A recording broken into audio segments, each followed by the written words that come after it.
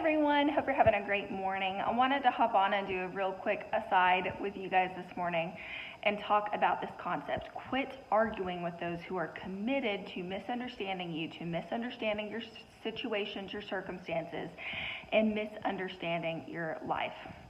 Listen to me. Some people have no interest in learning truth. They just have an interest in looking and being quote unquote right in their own eyes.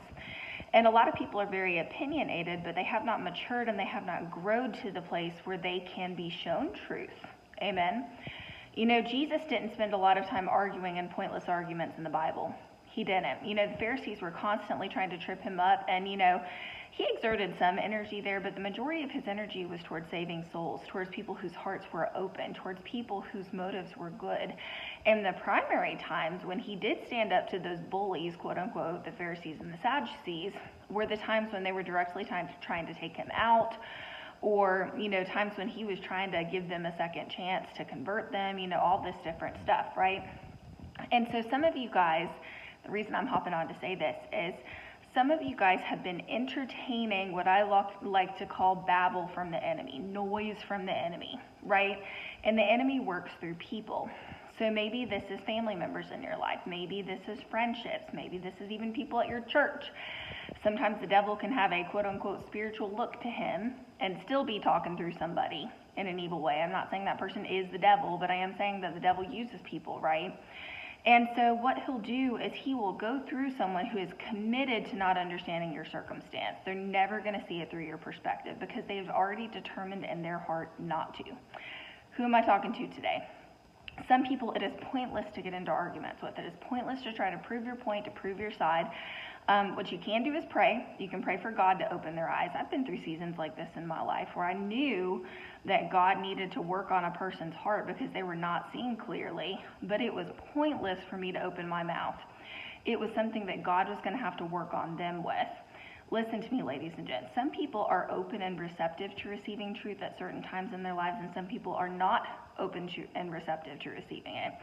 And it can be such a frustrating place when you are sitting in a position where you feel like you've heard from God and where you know truth over a situation and someone else is not there yet. Amen?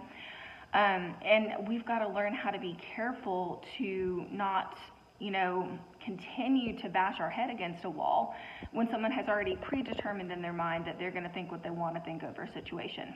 Amen? It's not going to get you anywhere to continue to have conversation with that person. And, you know, sometimes this can even be someone who's very opinionated over your circumstances and they haven't heard from God. Let's say that you're standing in faith over a situation.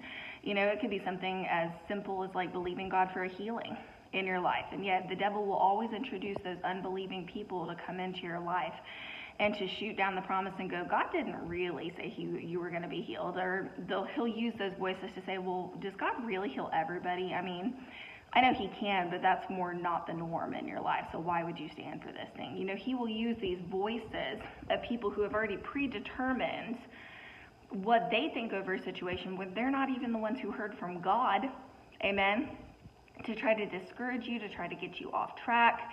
And you will find yourself, if you're not careful, exerting all of this extra energy, exerting all of this stuff in your life, trying to persuade a person who has already made up in their mind they don't want to be persuaded. Some people don't want to see truth, ladies and gents, and it takes God getting through to that person. And some people are stubborn and hard-headed, and so it takes God kind of, you know, bopping upside the head for a little bit before they'll come around. And listen to me, that's God's job, to get them to come around. Amen? You know, we can pray for people, we can stand in truth, but ultimately that is God that has to get that person to come to Christ. That is God that has to open their eyes over a situation. And listen to me, I think we spend too much of our time personally trying to convince people to see our perspective and our point. Amen? I really do. I think that we spend so much of our energy trying to win people over and get them on our side, when in reality, if we would just focus on pleasing God, amen, you know, he would work out so many of those details. You've got to learn how to quit justifying yourself. Allow God to justify you. Allow God to show people his stance over your life. Amen? It's a lot more powerful when you do it that way. Now, am I saying that there's never a time to speak up and explain your why? That's not at all what I'm saying. Sometimes those circumstances are necessary and they're important. But a lot of the time, when you're dealing with a person that has a hard heart, that is stubborn, that is prideful, that's got all this different stuff going on, you could speak reason to them all day long. They won't believe it. Amen. They're just not going to. They need that God encounter. So when you encounter these types of people, pray for them. That's what causes that hardness of heart to go away. When you encounter these types of people, pray for God to have an encounter with them.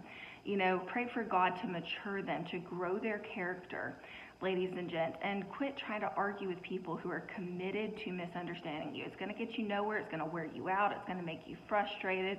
Instead, release those people to the Lord, and then when God shows you that people are open and receptive, then have those conversations with them. God will show you when it's time and when he's opening up those doors, but quit trying to force your way into a slammed door, ladies and gents, when a person is not ready to receive. Let God do that stuff in their life, and you focus your efforts on those who are ready to receive, just like Jesus did in the Bible. Amen. Hope you guys have a great day. I'll chat with you again soon.